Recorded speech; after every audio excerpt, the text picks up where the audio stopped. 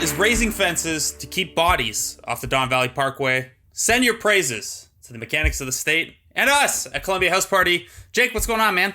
Not much, man. It's good to be back in a recording chair. Yes. Feels nice. Guys, thank you for listening. Very, very excited for today's episode. If you are not already a Patreon supporter and would like to support us as such, patreon.com/Columbia House Party. Failing that, please rate, subscribe, all that good stuff. I appreciate you guys sticking around with us and coming along. Really excited for today's episode. This is probably, I think, the first episode that the Discord chat has willed into existence.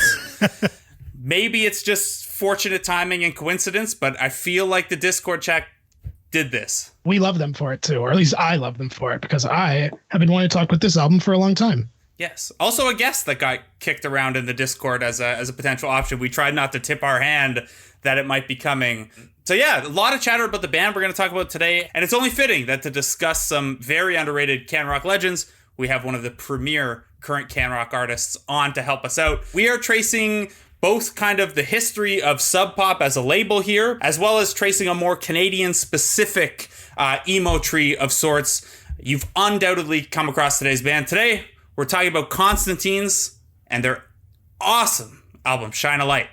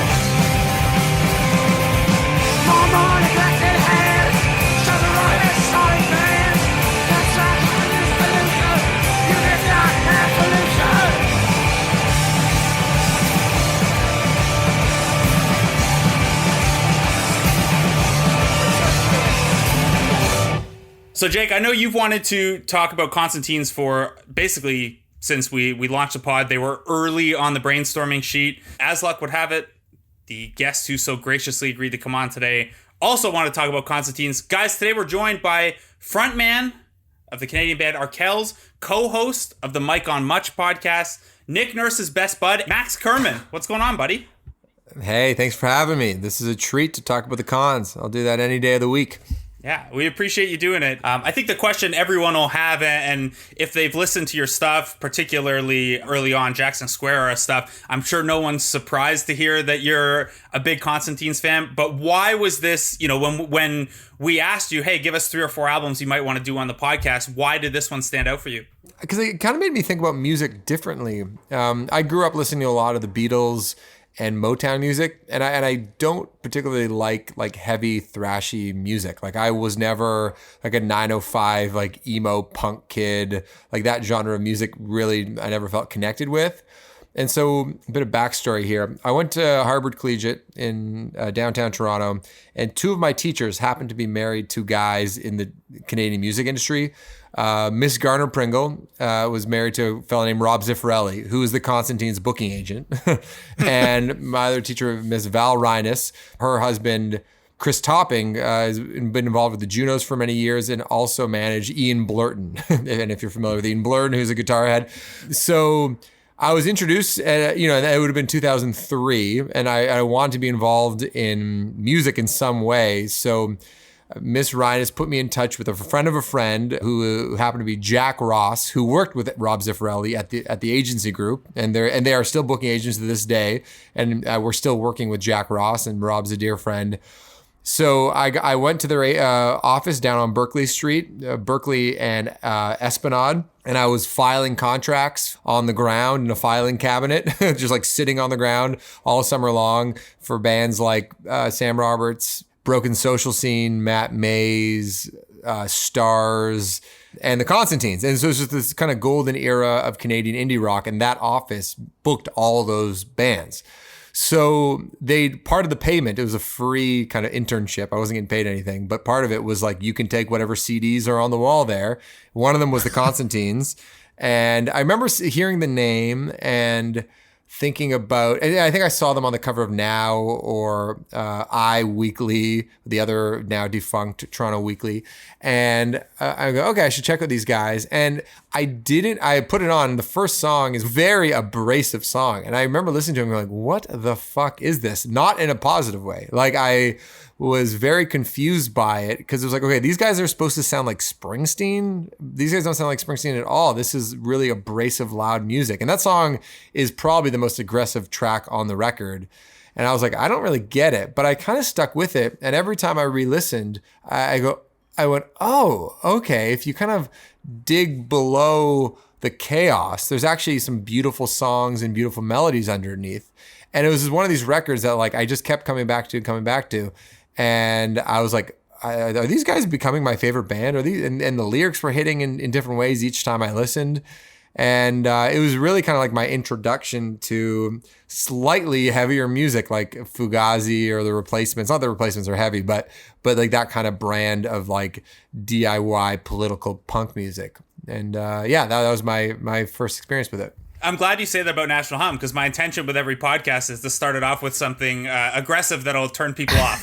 So that's why I played that clip out of the gate. It's very fortunate that you wanted to do this album because, as I mentioned earlier on, this is one that Jake had early on our brainstorming list when we were kind of just conceptualizing Columbia House Party and kind of figuring out, how often do we mix in this more esoteric CanCon stuff? And then it came up, the mailbag question that we got asked in our April bonus episode was, there were two. One was like an indie rock bracket. I'm sure you saw those Instagram brackets going around. And the other was, if we had to make like kind of a playlist of the best Canadian music, if someone was like, hey, what's Canadian music all about? What would that look like? And Jake highlighted Constantines as someone he would want to include there. So Jake, I just want to give you a minute. We always talk about why we chose the album we did. This one Max kind of chose, but I feel like this would have come up in the next few weeks for you anyway. What's Shine a Light for you?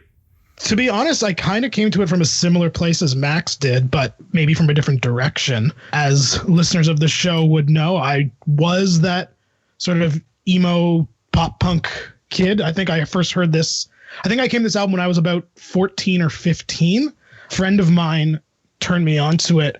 And I think before this album, and I don't mean this to sound sort of dismissive of genres I still enjoy to this day, but I feel like the more like sort of interestingly musical bands hadn't really crossed my radar yet. Like at that age, I was just getting into like the Clash and the Replacements and Pixies and that kind of stuff. And before that, my taste skewed pretty much like your Blink-182s, your Goldfingers, whatever you want to call it. And then I remember hearing Constantines and sort of being like, oh, I didn't know you could blend styles like this. Like I hadn't heard Fugazi yet. So this sort of post-hardcore, but also very melodic and kind of Springsteen-y wasn't really like a genre I was familiar with at all. And as someone who grew up a huge Springsteen fan, this was kind of like, especially not National Hum.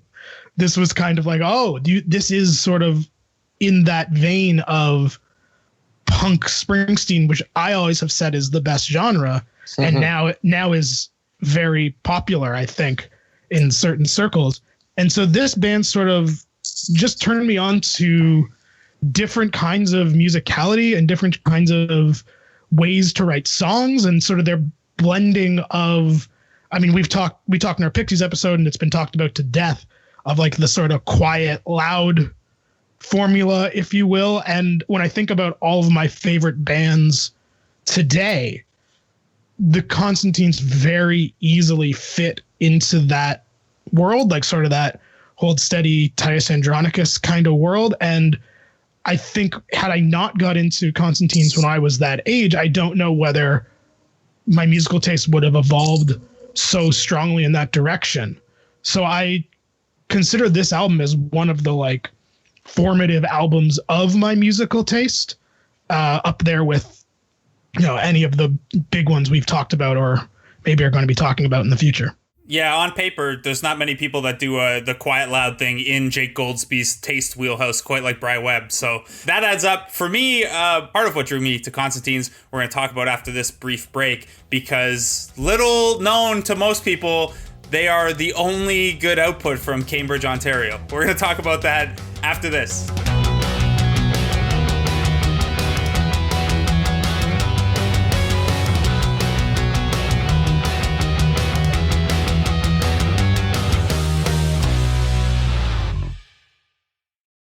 So I teased before the break that Constantines are low-key a band from Cambridge, Ontario, which would make them the only band other than, I think, the Arkells, who, the Arkells, if you know your country, their dad was my chiropractor when I herniated a disc wrestling in high school. That is what I thought was... Yeah, that is what I thought. I didn't know the Arkells were from Cambridge, and then when they did the World Junior theme song, I was like, that guy looks really familiar, and then he looks exactly like his dad, who was my chiropractor, and then I found out that, like, I don't know if they're still together, but like she was dating a guy that I had played hockey with coming up and stuff. So I would have thought that that's the only Cambridge musical output. But Constantines are kind of like adjacent to Cambridge, at least.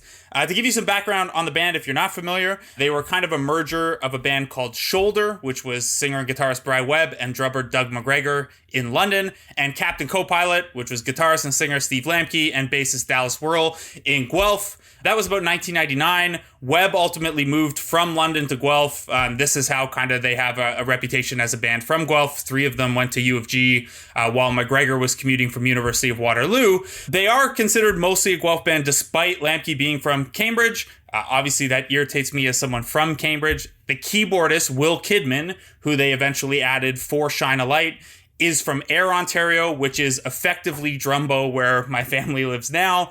And they actually met at a little bar in downtown Cambridge called Refugee Cafe, as Steve told the KW Record a few years ago. Sadly, I don't think it's open anymore, but that was kind of where any like acoustic sets or spoken word poetry or anything like that would go on in Cambridge.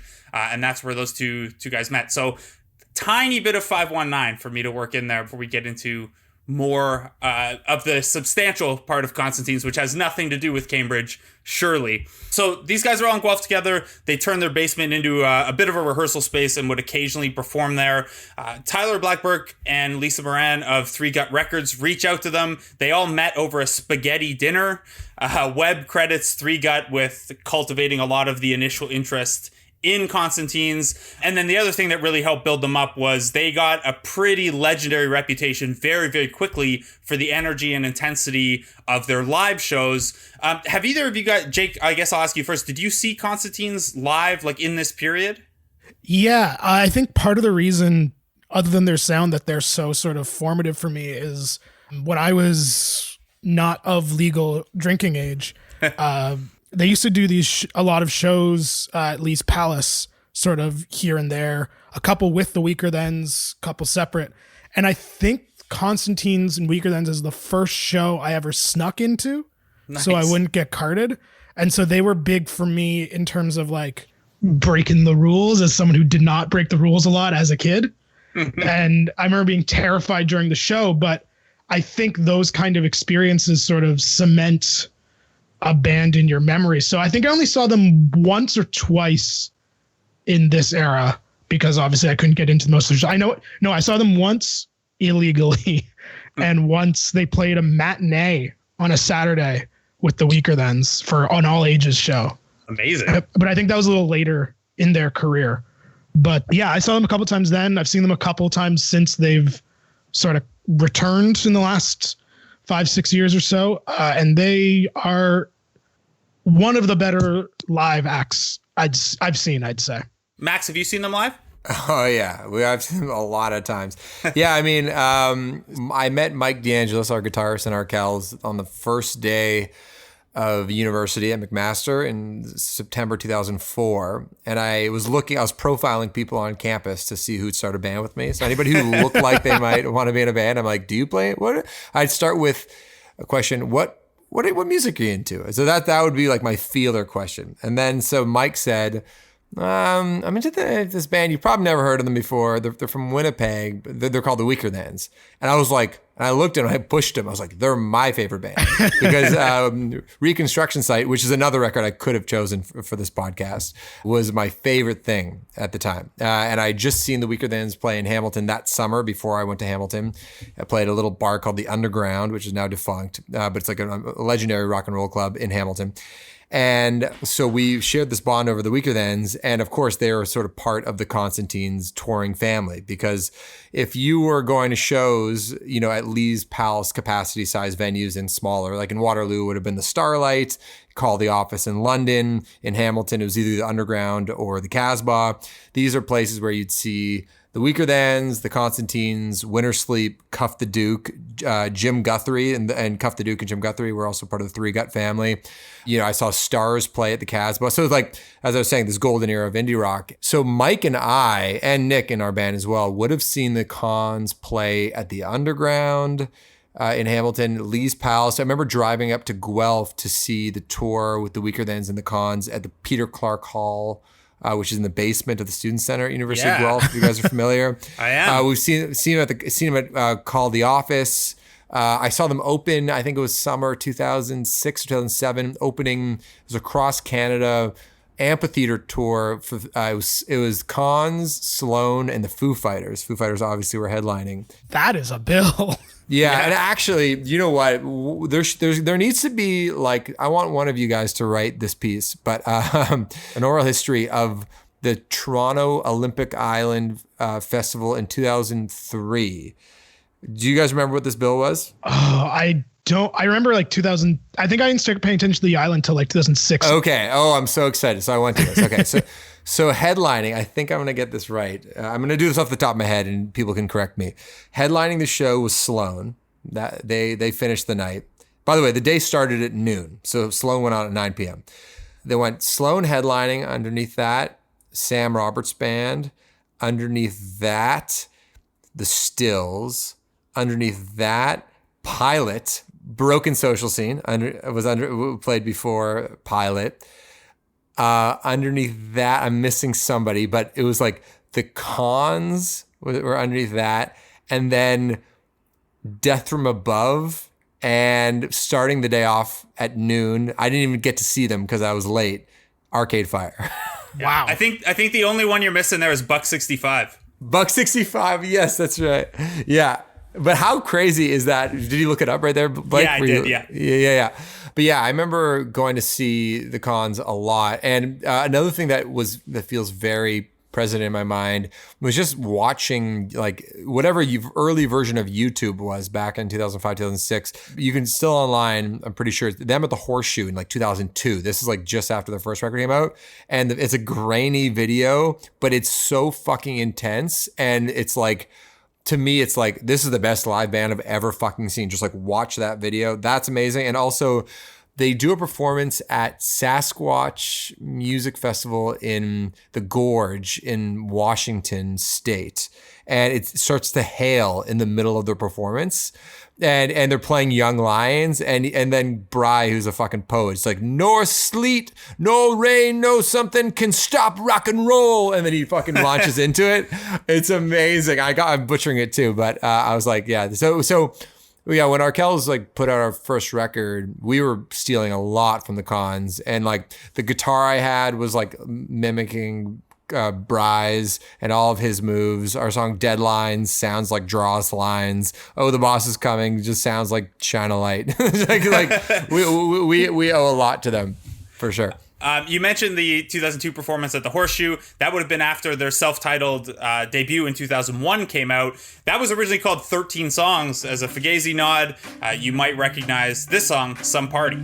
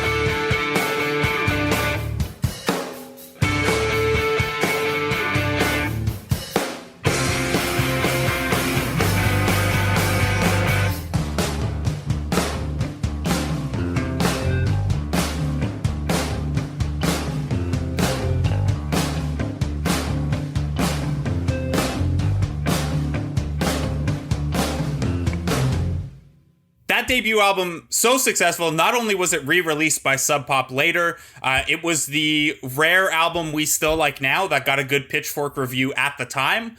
Pitchfork gave it an 8.7, which makes it, they classified it as post-hardcore. It stands right now as the number 13 post-hardcore album of all time on Rolling Stone's ratings. It was also nominated as for a Juno for Best Alternative Album.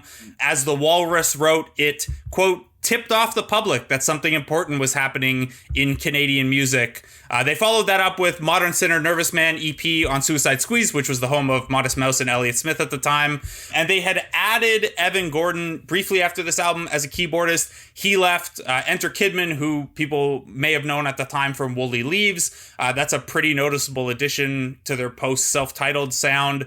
Basically, they all got together at this point after the success of their debut. They all went to Steve's parents' cottage, wrote a bunch of songs, and that became the foundation of Shine a Light. They also moved to Toronto. As Bry Webb told Exclaim, we had more time in the studio, so we had a little room to play around with things in that environment. We're all into so many different kinds of music. Living in the community that we do, we're exposed to so much. I think that if you want to keep doing creative things, you have to let yourself try different avenues. I can't imagine playing the same style for years and years. I think that comes through in Shine a Light. As much as it still sounds like Constantines, they are trying a lot more and they're expanding a little bit from the self-titled. Around this same time, Sean Rogers of Sub Pop had heard word of the Constantines' performance at Canadian Music Week in Toronto in 2002. He had his interest piqued. He went to check them out at South by Southwest and kind of put the full court press on to sign them, with the big piece being that he allowed them to stay with Three Gut in Canada. So that helped get that done. And then Steve Jordan, who at that time was an A&R at Warner Music Canada, a guy from Kingston, he allegedly tried to land them. And when he ran into kind of the red tape he had to deal with Warner, it led him to eventually create the Polaris Music Prize, per The Walrus. They're kind of retrospective on the creation of the Polaris Music Prize. So Constantines are responsible for that as well. A lot going into Shine a Light, and I think, the fact that we're doing it speaks to the success of it. This is the title track, Shine a Light.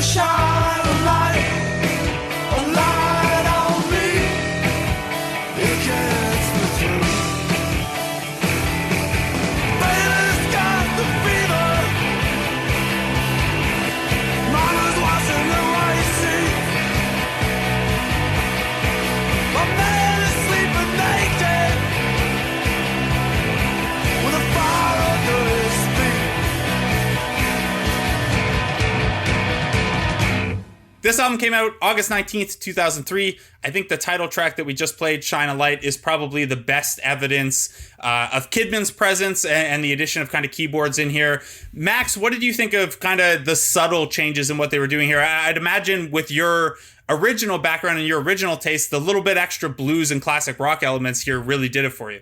Yeah. It's funny because my introduction was Shine a Light. So I think for me, I had to actually go back, and it's interesting when that happens with bands. You discover, you're like, oh, there's past material to check out. But yeah, it definitely is slightly less like straight up, like whatever, post-punk or whatever you want to call it. And there's more sort of like chordal patterns that are like slightly easier to find, that you're like, oh, if I want to learn how to play this song on the guitar, could I do it? Because like that's sort of always been my attraction to music. It's like, oh, you hear a Beatles song or something, you're like, oh, how do I play it? With the Cons, and especially that first record, the guitar playing is so angular. You're starting to learn how to play music yourself. You go, okay, what is this? Like, what are the notes that they're even playing? I remember just kind of scratching my head, going like, this doesn't sound like anything I'm familiar with. And on the second record, on Shine a Light, the one we're talking about, like, okay, Young Lions. Okay, there's a G and an E minor chord. Okay, I can hear that. You know what I mean? Like, and Subdomestic had like a bluesy thing to it, which is probably my favorite song. And On to You. Okay, that's like one of the rare major key songs that the Constantines have. So it was like slightly more commercial, but just as like lyrically interesting and musically interesting as their first record. I was gonna say the lyrically interesting thing is important because you listen to music and you're like, oh, how can I play that? At that time, I would have been like, oh, how can I work that into an MSN status? That's where we differ. Me having no musical talent myself. Jake, I think you've said the same, that Shine a Light was your intro to the Cons as well. But having gone back and listened, how do you see the two comparing? I actually didn't hear the first record till I think even after Tournament of Hearts. I'm not sure why. I think I remember not going back to it for a long time. But I think I saw them live and they played songs and I was like, I don't know those songs. Those songs are amazing. I think for a long time I was actually under the impression that Shine a Light was the first record, and then turned out not to be the case. But I think what sticks out for me, sort of along the same lines of like the, National Hum being so abrasive and loud, and then Shine a Light kicks in. I think if you put those two back to back, and then especially going into Nighttime Anytime right after this, that kind of sums up, those three tracks in a row sort of sum up kind of what I was saying earlier about how this album sort of expanded my musical palette, so to speak. Like the fact that a band could go from, this abrasive punk track basically into this sort of groovy, funky, like classic rock vibe was sort of like a lot of the bands I listened to at the time sounded the same always. Mm-hmm. And that's not a bad thing. But like, even when at this time of my music listening, I think there's people go through stages of like what they're quote unquote ready to hear and listen to. And like, even when I was getting into the Clash at this time, it's still like, okay, that first record is that 77 punk sound, and London Calling's really experimental, but it's all kind of experimental. And then Sandinista was way too much for me at the time because there's just too much going on and too many sounds I wasn't familiar with. But it's still a band where each record is kind of its own thing. And then for the Constantines to sort of, even like the Weaker Thans this time, as brilliant and great as they are, and as much as I love them, they have a Weaker Than sound. And then for the Constantines to just pull out these three tracks in a row that are of varying genres and sounds, but still identifiably the same band and in the same feel and vibe, was just something I didn't really understand yet, I think. And it really sort of just, I remember the first time I heard Shine a Light after, because I remember hearing National Hum and being like, oh yeah, no wonder my friend told me to listen to this band. And then Shine a Light happened. I was like, what is happening? What is it? And I loved it, but it was just like a totally different like experience for me. And it's one of those things that I don't think I really thought about a lot until we're talking here, of like the impact it had on me and where it sits sort of in my own personal canon. Yeah, I'm really interested to hear if there are any listeners who weren't super familiar with Shine a Light and have gone back to it, because I could imagine you're hearing something like, oh yeah, this band at different times sound like gets Springsteen comps and Hot Water Music comps and Fugazi comps, and it's like, well, that's a little tough to marry. And then 3 tracks into the album, you're like, oh, I get it. Jake, you mentioned Nighttime Anytime, which is maybe kind of the best example of Webb's range in particular. So here's Nighttime Anytime to contextualize that.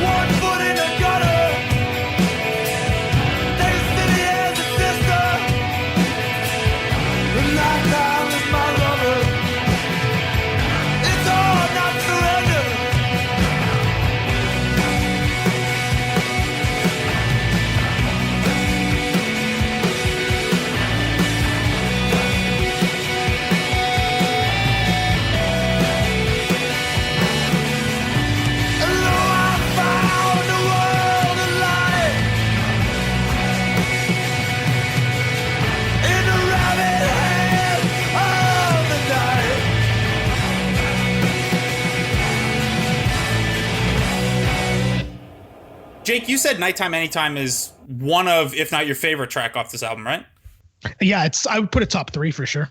It definitely made me spend a lot of time in my teens and early 20s trying really hard to sing like Bri Webb and could never, ever get there. Max, did you have any of that too? I know you said that. I know you've said that Arkells, have borrowed to rephrase from Constantines. Does that process for you get as specific as, oh, I like the way Bri Webb's vocals sound here, I'm going to try something like that? Or is it more subconscious of just like you listen to and love this band so much that you kind of can't help but for them to work their way into your sound? No, this is like straight up like looking at yourself in the mirror and like mimicking the way he holds his guitar up. Like, I'm not kidding. It's like, and if you listen to like, like that growl in my voice, like I don't typically like to sing that way. It's actually kind of funny because like I'd say a lot of my favorite music is more sort of singer-songwriter, like more pop sounding music, whether that's the Beatles or Smokey Robinson or Jackson Browne. Like that is the music that I grew up listening to. And I never really had that much interest in that like super raspy, throaty, screamy kind of thing. But after listening to Constantines, I'm like, oh, that's all I want to do. And oh, the Boss is Coming, or a song like Deadlines on our first album, that's like totally we got deadlines. Like that's me screaming my face off, and I would have never got there if it wasn't for the Constantines and like seeing the power in that. Because you go to their show, and everyone's a sweaty mess. Dallas looks like he's like in some other planet. Like Will looks like he's strung out on stage. It's like Doug's like hitting the shit out of the drums. Like it just is chaos. Like when I think back, it is just like the most chaotic performance. Like it feels like there's sweat and blood everywhere, and it was just like opened up a whole new world. Obviously, the top of the album there we talked about, and how it touches on everything that Constantines are and that Shine a Light is. It builds pretty well. Like we've talked a ton on this podcast about album structuring, and we don't need to get into it here, but I think this is a really good one. Kind of follows the batting order theory that I have at the top, but then you get into Young Lions, and then you get into On to You, and it builds really well to the end. Young Lions, by the way, one of the best music videos out there. Just tremendous work. Is it? Yeah, it's awesome. Is it? I don't know if I can agree with that. I think part of the problem with the Constantines is that they didn't give one shit about music videos. Oh yeah, this is okay. I'm love this right video. Now. Actually, this is okay, but they actively were anti-establishment when it came to any traditional promotional elements of putting out fucking music, which I think in part led to their demise, because obviously they don't play much anymore. Like, which is interesting because you see a band like Arcade Fire who really took care into their visual aesthetic. It's like into what they look like and how they want to present themselves and what the music videos look like. Whereas the Cons were so sort of like anti-establishment and hated playing the game, the quote unquote game on any level, that they put very little work. And that was also like, the world they were a part of. It was like this very indie rock ethos. And anyway, not to get too off track here, but I wish I wish the Cons had like slightly better visuals to represent how fucking incredible they are. It's funny you say that about them being so anti-establishment, because I think a lot of their attitude, aesthetic, show environment, for lack of a better term, is very like Replacements-esque. And actually the last time I saw any of them play live was actually Bri Webb doing an entire set of Replacements covers for North by like 4 years ago, I want to say. And it's just like I'd never associated those two bands in my head really. And then hearing him sort of sing Westerbergian sort of cadence, it was like, oh yeah, okay. And then relating it was like, okay, yeah, that makes sense to me. Actually, I have a funny story about that ethos and the scene that they were a part of, which is not something, which is funny because like I don't personally feel that connected to that worldview. Like I am a fan and admire those bands, but I think it was probably 2008 or 2009. We were hired to play a corporate party for Rogers staff.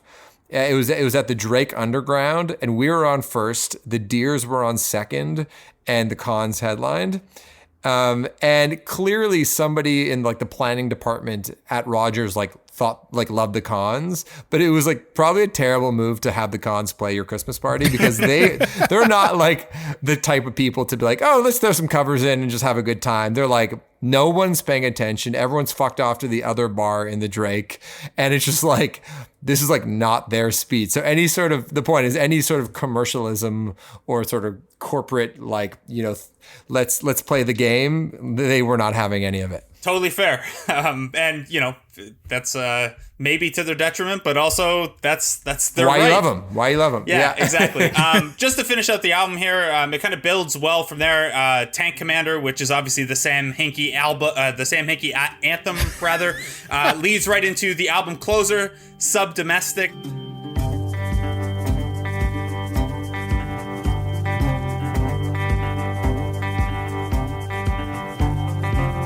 This confession in your sensitive files is some killing for the schizophrenic.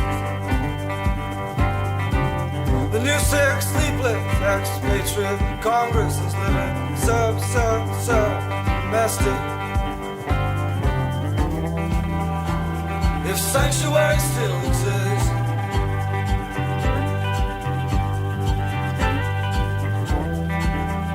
it's among the shaking fists. Seeking out a living, free of the postures of politics.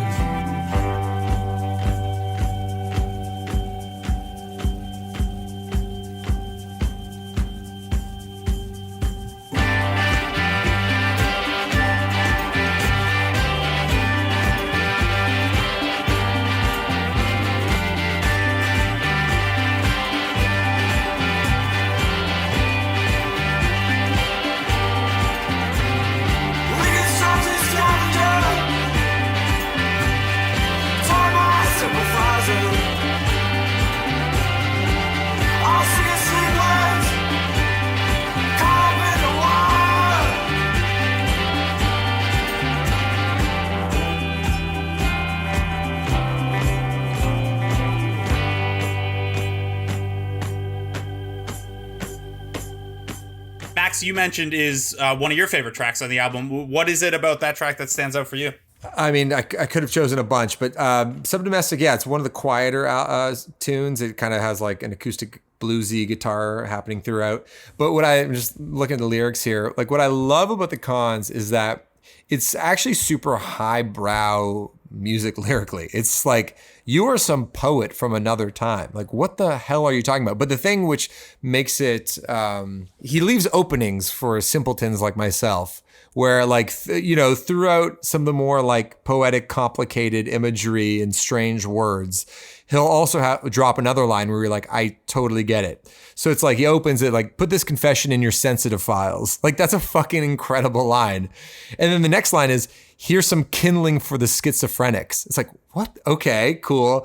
The new sick, sleepless expatriate Congress is living sub domestic. You're like, okay, I'm a little confused at this point, but you're painting a picture, and I'm still with you. And then the chorus hook is, if sanctuary still exists, it's among the shaking fists. I'm like, oh, this is, and I think a lot of the album is about social isolation and like feeling like, disconnected from other people and feeling like you don't, connect with the status quo. And he kind of gets at these themes in a really interesting way. And so what I love about the Cons is like, I've thought about Cons lyrics like to this day. I'm like, what does he mean there? But he gives you just enough to be able to want to follow along without being too obscure. Guys, any other thoughts on specific songs from the album before we get on to kind of the bigger picture talk here? Jake, do you have anything left over from any of those tracks? The only thing I can think of is just sort of on the topic of sort of what Max was talking about earlier with like the feeling of their live show. And there's just when they did their 2-night, I guess it wasn't their first shows back, but it was like one of their first shows back in 2014, I want to say. They did 2 nights of the Danforth. And I just have this memory of, that's like, anytime I think of the Constantines, this image pops into my head of, I was kind of standing at the back of the Danforth on that wonderful slope that lets short people like me see the stage. And they're playing Tank Commander. And Bri Webb was doing that the lifted up guitar pose, and just like, I don't know how every string on the guitar didn't break mid song. And it was one of those like video pictures of like, I could see the heads of the crowd and everyone losing their mind, and the band on stage just like destroying their instruments essentially. And it's just one of those cool concert moments that I think not every band has, but the ones that do, you're like, oh yeah, that's that moment. If I could relive a moment from the show, it'd be that. And I think that's just sort of what, I think it's cool that it's their sort of first tour back, but like playing a room like the Danforth is very different from playing a room like the Horseshoe or Lee's Palace or wherever. And the fact that they can still hold that energy and power in that big a room, I think speaks to sort of how great a live band and live act they are. All right, we're going to talk a little bit more about how this album was received and where Constantines went from there after this.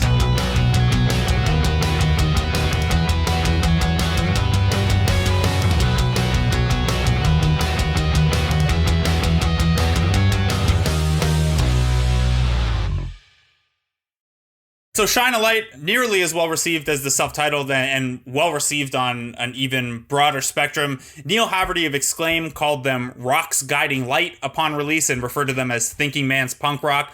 The Walrus has since referred to them, Jake, I think you kind of riffed off of it earlier, as punk rock's answer to Springsteen, touring the album in the United States with the Weaker Thans. And then Max had mentioned earlier that they got to open for Sloan and the Foo Fighters. So getting some good buzz here. Once again nominated for Best Alternative Album at the Junos. Pitchfork gave it an 8.3, so down from 8.7, but still pretty good. Near unanimous strong reviews. All Music gave it a 9, now a 4 out of 5. All Music a 4.5 out of 5. Punk News gave it a 5 out of 5. And then looking more historically, Shine a Light has definitely carved out this bigger, substantial role in kind of Canadian rock history. A poll at Torontoist had it ranked as the number 17 album from Toronto. CBC listed it in their top 100 Canadian albums ever. There's a book, The Top 100 Canadian Albums, and it sits at number 83 on there. That was released in 2007. Maclean's called it the number 9 Canadian album of the decade. And then to zoom out a little bit from the Canadian focus, Pitchfork put it at number 172 on their top albums of the decade 2000 through 2009. From there, Constantines released Tournament of Hearts in 2005, which they named because they were watching a lot of women's curling during the NHL lockout, which is just an awesome way to name an album. They were then released Kensington Heights with Arts and Crafts in 2008, which included the song that maybe surprisingly has kind of had the most success as an individual song. It's called I Will Not Sing a Hateful Song, and it sounds like this.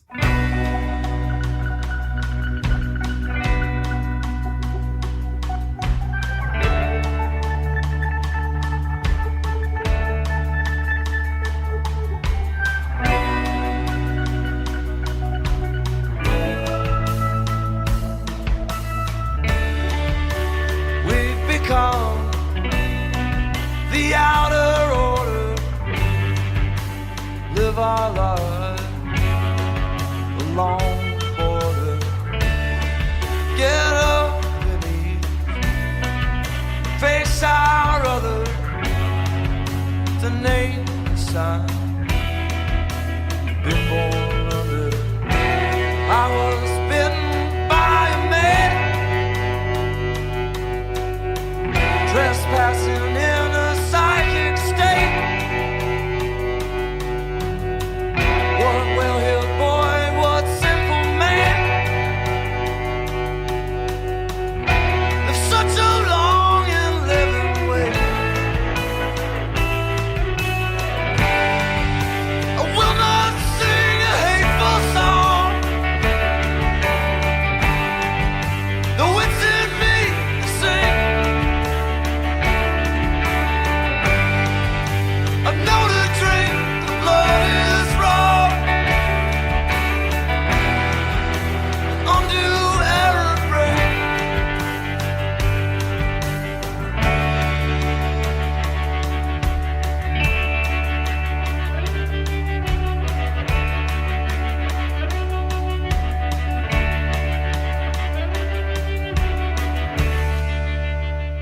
What did you guys think of Jake? You said you came across Tournament of Hearts before you even came across the self-titled. They seem to, in retrospect, have lost a little steam after Shine a Light. Maybe it's just too enormous an album to kind of follow up. But what did you think of Tournament of Hearts and Kensington Heights? At the time, I definitely was, I don't know if let down is the right term, but Draw Us Lines is a song I loved forever immediately. But I think sort of the shift to a quieter, bluesier sound a little bit on Turn of Hearts when I was 17 was sort of a letdown for me. But going back to it, it's actually one of my favorite Constantines records, especially seeing a lot of those songs live. But I feel like they really kind of came into their own as sort of, I'm not sure what the right word is. I want to say troubadours, but I know that's the wrong word. But just that they came into like, I think that album is very much born out of the sort of Canadian indie rock scene of that time. And I think it's aging. Like, I think Shine a Light is perfect and will always be sort of this monumental thing. But I think Tournament of Hearts is aging really well. And Kensington Heights, I always liked, but I would say it's probably the Constantines album I listened to the least. What about you, Max? You obviously were as big a fan as you were. Did you kind of stick with them through Tournament of Hearts and Kensington Heights, or is Shine a Light the one that still stands out to you as the most, your favorite or the most influential on you? Oh yeah, I'm in the tank, man. I could have chosen any of these albums. Yeah, I remember listening to Tournament of Hearts and Kensington Heights when they came out. I would have been living with Mike in the band at our place on Arkells Street. And Tournament of Hearts, I guess my only complaint is 10 songs. I'd say the back half, starting Good Nurse is good, not one of their best. Thieves, Euroconductor, Windy Road, and Thieves are okay, but not my favorite. They're Steve songs, and I typically like the Bry stuff a little bit more. But the top of the record, like Draw Us Lines, Hotline Operator, Love and Fear, Lizaveta, Soon Enough, stacks up with any great Neil Young singer-songwriter tune. Working Full-Time. I remember it because that was the lead single on the record. I remember thinking like, oh, is this their big swing at radio? Because they're a band that never got any commercial radio. But it's like, oh, and I think they actually tried to make a video for it that like looked half decent. And I don't know, they totally pulled it off. But it definitely had like, we're going to go for some like big Who-style drum fills. And the song's going to be a little bit more straightforward. But still, like, they were never shameless enough just to go for a big hook. If they had one, it always had to be buried in some, like they kept the chords really... They would never go for the sugary move. Do you know what I mean? It's like, and I think that's a big difference between Arkells and Constantines, where it's like... For instance, if our song Deadlines is 3 chords, like 2 of them major and 1 minor, their song Draw Us Lines is 1 chord the whole time. They're like, no, we're just not, like the cool punk thing to do is just, no, we're just gonna hang out on G the whole fucking song. You want a chord change? You want some sweet relief? Not given to you. Fuck you. Like that. Like that's like the Cons ethos. So I love Tournament of Hearts, and Kensington Heights is like equally beautiful in its own way. Like I remember Hard Feelings is so good. Million Star Hotel. Like Trans Canada. I remember being in Mike D's room listening to it, being like, actually honestly, Kensington Heights I might like just as much as Shine a Light. Now that I'm looking at the track listing, like New King. Like good lord, like these songs are incredible. Our Age is one of the most like wise sort of like adult songs that have ever been written. I don't know. I could go on, but it's, I like all the records basically. That's great. And then they also have the benefit of like Steve's Baby Eagle side project is really good. Bry Webb's solo stuff is really good. I've never really checked out Kidman's Woolly Leaves stuff. And then apparently they've done some Neil Young cover sets as a group as Horsey Craze, which I would love to get to be in the room for one of those. So I went to one. It was at the Comfort Zone. It was at like 1 a.m. during like Canadian Music Week or something like that. And yeah, it was Dan Burke was like tweaking out. He's the promoter, the famous promoter at the Comfort Zone and the Silver Dollar, RIP. And it was amazing. You've touched on this a little bit in talking about, how Constantines at Shine a Light time didn't want to make the glitzy video, or they didn't want to kind of play the game. And then even into some of their songwriting, to use your phrase, they didn't want to go the sugary route. I don't know if you could speak for Canadian music as a whole, but you have I'm sure an important perspective on what it's like to be a Canadian band and to try to break through as a Canadian rock band. And I was actually talking to our friend Steve Sladkowski from Pup recently about this, based on, Ian Cohen was kind of theorizing about it on Twitter a little bit, about how, a band like the Weaker Thans breaks through out of Canada a little bit more and gets a little more traction on the US side, whereas Constantines are more of, to use Steve's phrase, a kept secret. Max, do you think that comes down to Constantines, not wanting to kind of sugar up their sound that way or not wanting to play the game? Or is there another layer to this that makes it, that can make it tough for a really good Canadian band to kind of break through? Yeah, that's a good question. I think the entry point question is interesting because for real music fans, and especially bands, like they've always been a band's band.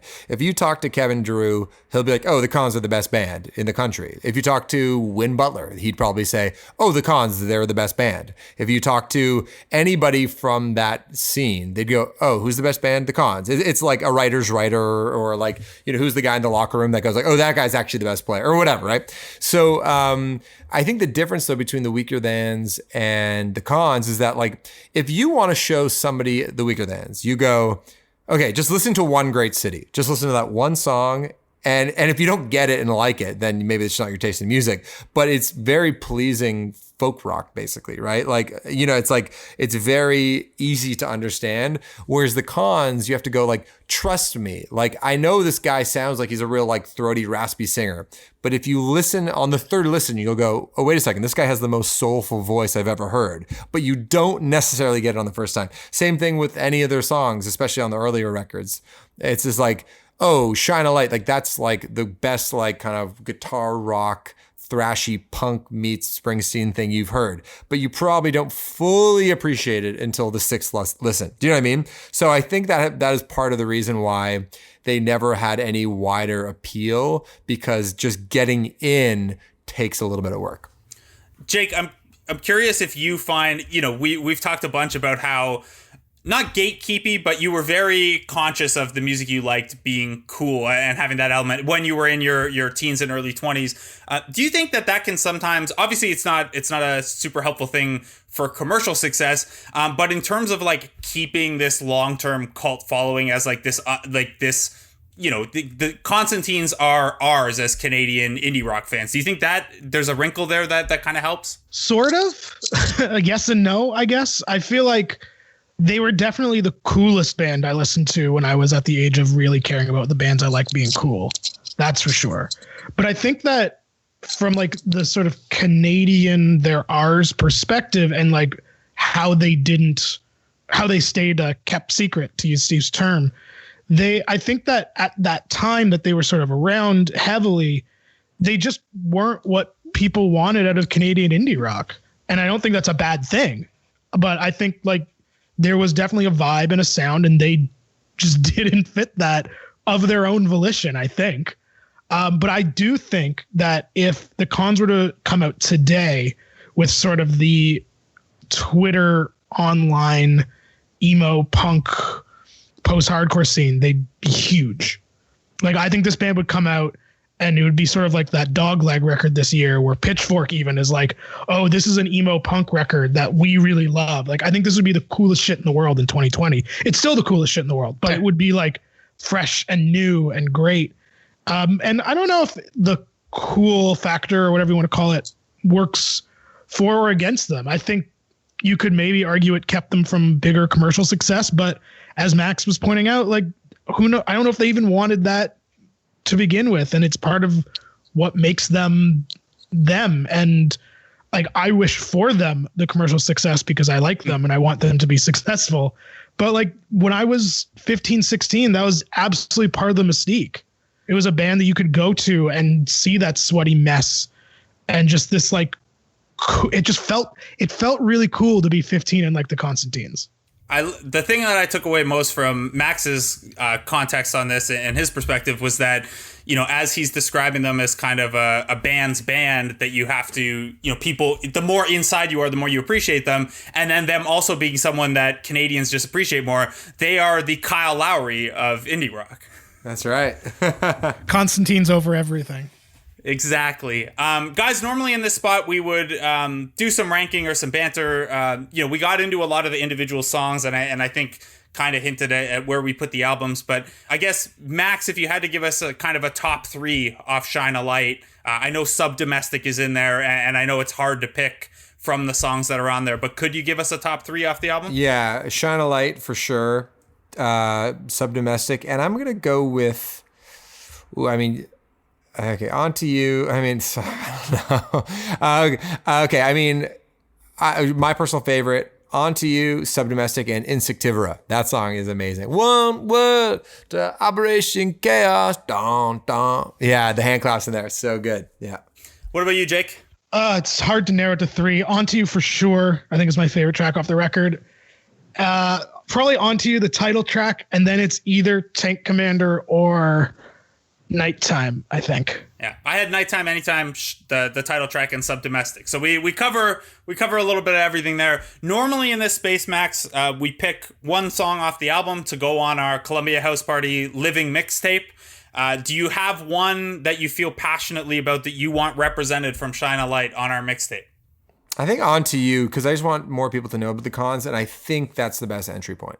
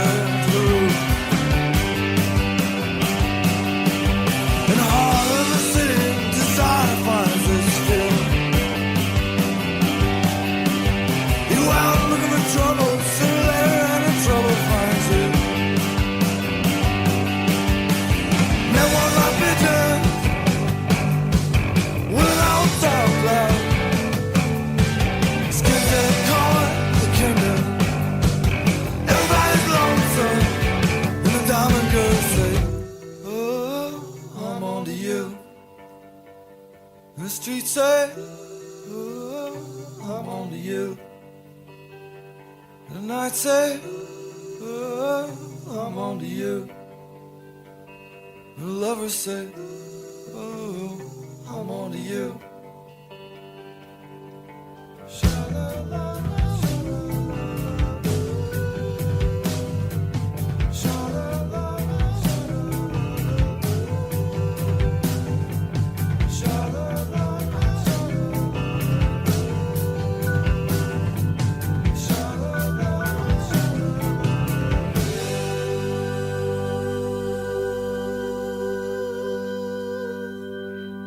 So no argument here. No argument from you, I'd imagine, Jake, on to use onto the mixtape? Not at all. Perfect. Max, any closing thoughts, man, before we let you go here? Yeah, I mean, the cons mean so much to me. I'm trying to think, like, what's the best way to distill my feelings. Okay, well, actually, so we did this thing. I've met Bry handful of times, and he's up there in the category of like people I feel very nervous to be around. And I feel like every time looking back on like times I said hi to him after a show at the Underground, and there's like 150 people there, and I'm like talking as if I'm talking to like Bono or something like that. I'm just like so fucking nervous, and I always feel so stupid after talking to him because I'm like, oh, you could have been a little bit cooler, Max. But like he's in that category of guy that I really revere and look up to. But last year at the Junos, we won an award. I forget which one it was, but one award, and we didn't talk. Jeremy Dutcher had been cut off earlier in the night, and we just asked Jeremy to finish his speech. Jeremy had much more interesting things to say than we did, and we felt like that was the right thing to do. Anyway, I got a note on Facebook from Bry Webb saying that's like the best thing that's ever happened at the Junos. Like, good on you. And I was like, that is the coolest thing I've ever had someone tell me. So to have him reach out, especially about that, it meant a lot to me.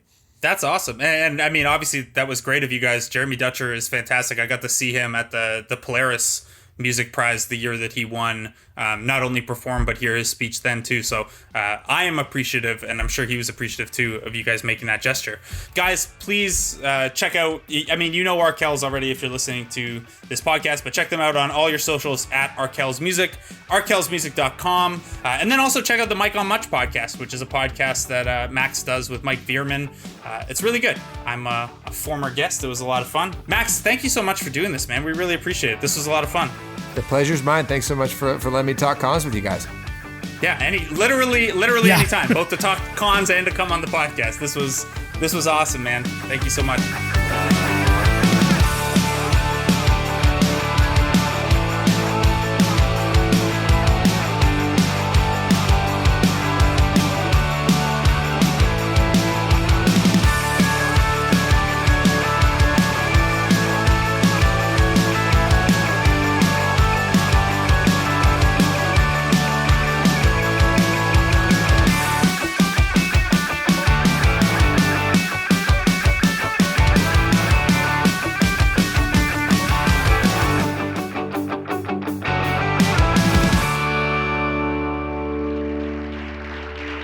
Oh, hey, please try the fish.